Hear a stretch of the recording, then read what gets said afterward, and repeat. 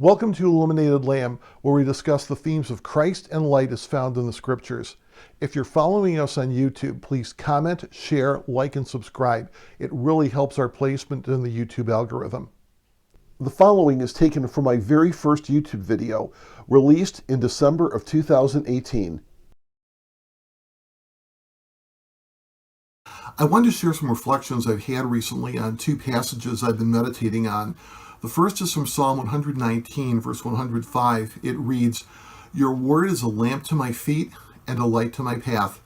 The second is from Revelation chapter 21, starting in verse 22. The text reads, "And I saw no temple in the city, for its temple is the Lord God the Almighty and the Lamb.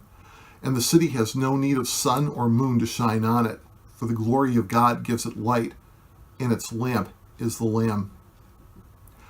I saw some common features with a lamp and a light in these two verses, and I wanted to bring them together because I thought there's also a connection that while it's not there in word, it also is there in concept.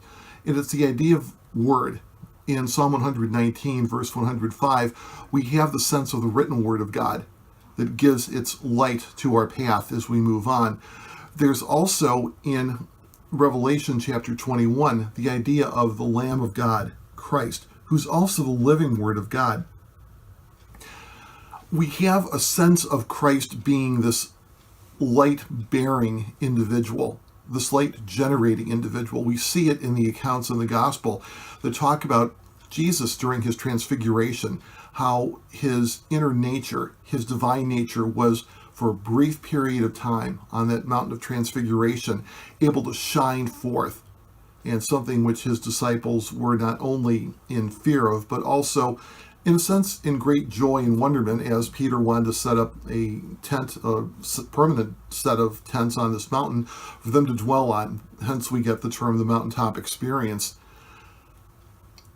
In the reflection on these two verses, I wanted to connect together the written word of God and the living word of God, that both provide a lamp to our feet and a light to our path.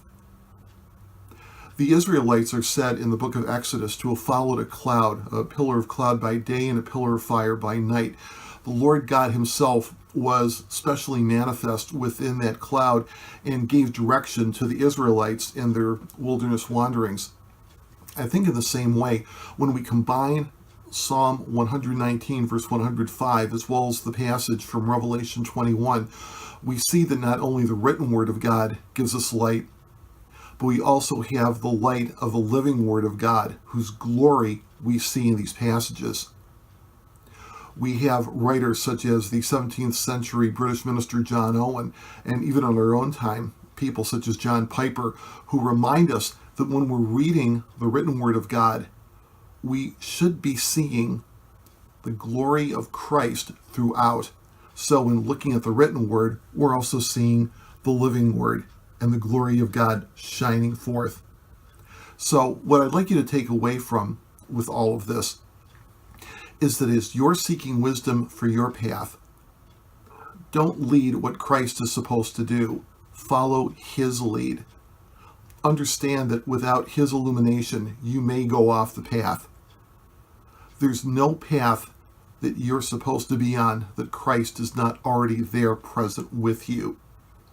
So take heart. The path might be a little slow by your standards. It might be a little surprising.